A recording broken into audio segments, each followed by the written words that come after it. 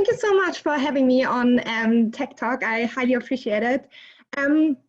So my name is Lena, and as you know, like we are really in unprecedented times, but even though like also in our normal life, before I usually start my talk, I usually check in also on my students how everyone is feeling today. And I want to do the same, especially because we are in the lockdown. So please feel free to ask, how you're actually feeling today. And everything is possible, like if you're happy or if you're sad or if you're kind of over the whole lockdown. Please feel free just to say how you're doing today. So yesterday we actually had a bit of a check-in session with all the speakers, and Matthew actually told us about how we introduce ourselves like in te reo, so I want to do the same. Kia ora tātou, ko rapeo te manga, ko piha te awa no tamaki ahu, ko Waizenegger tōku whānau, ko Lena tōku ingoa. So first of all, a very warm welcome to my speech today. So I share some insights about a research project that I'm running at the moment together with Taino Benz, with Benjay Kai, and with Brad McKenna. And we are interviewing participants that are currently in lockdown and that used to work in an office space and that are now working from home. And it's an international study, and we really have amazing participants from all walks of life. So these are the preliminary insights that I really want to share with you today. So as you can see, we pretty much moved within days from our office space into now in our kind of ad hoc home offices. So we pretty much experienced like a digitalization on steroids, right? Everyone experienced these huge changes in their professional, but also private life. And in fact, 88% of organizations in the world ask their participants or ask their employees now to work from home. So it's a huge change on a global scale. And a lot of people actually think that this is here to stay, right? So we don't know how the disease will develop, which could remain quite long-term and have quite long-term impacts. And in fact, 74% of companies want actually to shift their on-site workforce to remote workers. So at least 5% of the existing workforce will in the future remain in remote positions. So that is quite a huge shift, to be honest. And there's a lot of research out there that actually supports remote work, right? So they're actually saying, hey, employees that work from home, they actually experienced higher productivity because they're not as distracted as in the office space. They have also increased work satisfaction because often they have a higher flexibility in terms of juggling their private and professional commitments, and also leading into a lower attrition rate. But, and it's a big but, it is not working from home under normal conditions. In fact, it's a huge experiment what we experience right now. So no one of us had a choice, like we weren't asked to work from home or work from the office, right? So it's a bit of a jump in the cold water. It's also huge intensity because usually if you've got work from home scenarios, people could still go into the office for 1 or 2 days a week. So you're pretty much shifting from half an hour workout in the gym to running up for a marathon. So it's a huge intensity shift. A lot of us also didn't really have training. How does it actually work to work from home, right? So what equipment do you need? What software? How do you interact with the team? So it was pretty much all learning by doing. And a lot of organizations did an amazing job in that to do the training then during the lockdown. What researchers also say that there might be a drop in productivity because what productivity drives is this whole social contact that leads into innovation and creativity. But on the other side, technology is nowadays also used in order to mitigate that. And then the last point is also that we might face an increase in mental health issues. So this whole isolation will have an effect on our emotional states. So I really encourage you to check in on your peers, on your colleagues, on your friends and family quite often, just to see that everyone is okay. So I now want to talk a bit about the challenges that our participants face, and perhaps some of you might recognize these challenges because we are probably all in the same boat at the moment. So the first one that is quite obvious, right? So we now really have this complete blurring of work-life boundaries. So what a lot of our participants said is that they now experience far longer working hours because they don't have that commute anymore, right? So they don't have the separation between the office space and their home space, so to say. So their workspace is pretty much in the middle of their living room, so they can just walk by and do a little bit of work. Another issue is also the role conflict. So I had a really amazing interview with a lovely lady yesterday who is a PhD student, who is a lecturer, who's a mom, who is a daughter. So she has very different roles as most of us have. And usually she has different hats on, right? So when she's at uni, she has her PhD student hat on, or she has her lecturer hat on. And when she's at home, she has her mom hat on. But at the moment it feels that she has all these hats on at the same time, which leads to a lot of like work and life conflict and quite a lot of stress. What we also see is that some of our participants like suffer from a lot of distractions, because now when we're working on alone at home, we actually don't have that accountability anymore, right? So we don't have any of our work colleagues checking what we are actually doing at the moment. And research shows that people that get often distracted, they compensate that by working much faster. And this increased speed has a real impact on their time pressure that they experience, but also that they are much more stressed and frustrated. And a very interesting point is, and I see that as well in this event, some of you use a virtual background.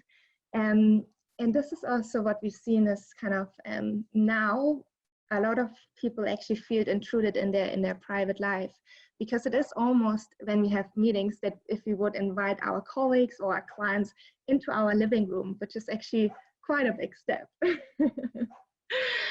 So yeah, we've seen these challenges that are especially like related to this blurring of their work and life boundaries. We also see that now, because instead of meeting face to face, we pretty much moved all our meetings, all our water cooler chats, all on through virtual channels. Like a lot of us adopted MS Teams or Zoom in order to mitigate that lacking physical contact. And what we see is that these norms almost shifted, because we are all at home under lockdown. So now a lot of meetings get scheduled very early or very late in the evening. So this whole, which is aligned with the extended working hours. And this could lead to an escalation of expectation towards availability and responsiveness, which again kind of leads into increased stress and blurring of work-life boundaries. What probably you have also experienced with the virtual meetings, they're really cool, and they allow us to collaborate, but they're also really energy draining. So yesterday I had 8 virtual meetings almost back to back, and at the evening I was really so exhausted. So please make sure that you take a break after the virtual meetings and really kind of re-energize. And what we also see, and this is really dependent on the situation you're living in, and some of our participants really also felt quite isolated. And this has actually quite a huge impact, especially in the long term, for our well-being. So please make sure that you check in on those and reach out to still allow that engagement. But probably some of you also experience is kind of the increase in social media use, right? Because there's just as much work as you can do and as much leisure activities as you can do. So a lot of people actually jump more on social media to mitigate that boredom. But what is important to know is that especially Facebook use, social media in this terms is not bad or good, it's more the way how you use it. So if you use it to engage like social contact, to interact with your family and friends, and more like these social activities or cognitive activities that you engage in discussions, for example, on LinkedIn, they are actually really positive. Whereas if you just pursue like this hedonic use, this leads actually to affect your well-being and could even decrease your life satisfaction over course of time. And what we also see is probably a lot of you do the same, that we really constantly follow the COVID-19 related news, which is really, really important. But I think it's also important to know that the more negative news you consume, this really also leads to increased stress reactivity, especially among women. So now I talked a lot about the challenges. So there are also heaps of benefits from the current situation, of course. So, I mean, what we see is really like a huge jump in terms of digitalization. So a lot of companies actually that wanted to go digital now made a huge jump in that, and really also opened the eyes for leadership. So before then they were kind of rather hesitant, or how does it work? Can we trust our employees to work from home? And now it's really kind of step forward and increase in trust that it actually works. Another big benefit, and this is what you also see on the graphics, that there's a huge decline in terms of commute. And perhaps some of you have recognized that perhaps there's more money in the bank account now because you don't have to commute anymore, and that leads to a lot of time and cost savings. What we also saw especially with enterprise social networks, so I had a very nice interview yesterday who engaged in enterprise social network in her own company. And for her, it was a great opportunity because she just started at that organization. But through enterprise social networks, she could now chat easily and socialize with senior people. So it really allows also to skip the hierarchies.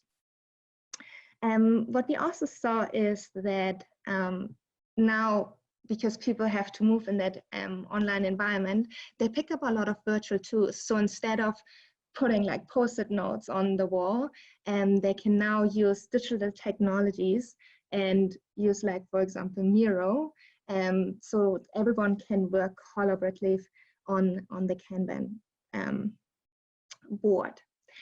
And last but not least, we also saw that now people actually engage much, much more with their work colleagues because they kind of try to mitigate that lacking personal contact now with chatting through MS Teams or Zoom or even WhatsApp. And that even led to increased social contact and even like almost a better bonding experience for a lot of teams.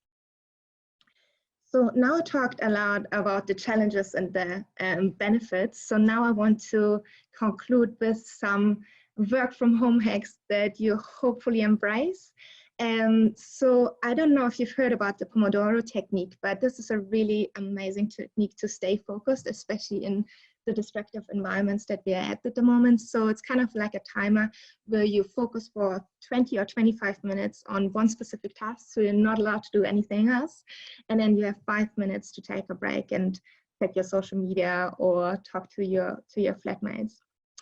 Then it's also important to kind of take a break between meetings and get up and stretch, because you don't have that commute anymore between meetings rooms. So get a little bit of exercise in between. That is also in line with keeping active. So some of you might have gone a lot to the gym or have done a lot of other exercise. So keep active, that's super important also for your immune system. And there are a lot of like online workouts out there, like the ones from Les Mills, that really help you to keep fit. What is also really important, I know, and this is kind of in line with also our social media use, I want to give you 2 challenges. So now I want to take your phone, and I want to scroll through your phone and delete one app that you rarely use. And the second challenge is that tomorrow I want you to take your phone into the other room and put it on silent. And then I want you to check out what happened, how well you can focus tomorrow. For parents, it's specifically important to really schedule their day. So to kind of have these swap duties that you have time to work on your task, but then also to really care for your kids. And the 3 messages that I want you to take away, that we are now really in a situation that is all very unknown for us. So working remotely or working from home is a new skill that we all first have to learn. So we should all be patient with ourselves. And it's also important that we don't really see it as remote work, but actually it's working from home during a pandemic. So it's much more stressful. We have much more heads on at the same time. So it is really a challenge, but it's also a really great opportunity to evolve from here. And the last point is that looping back to the beginning, that technology is really not a savior or a devil. It's really how we use it and who's in control. So thank you so much for listening.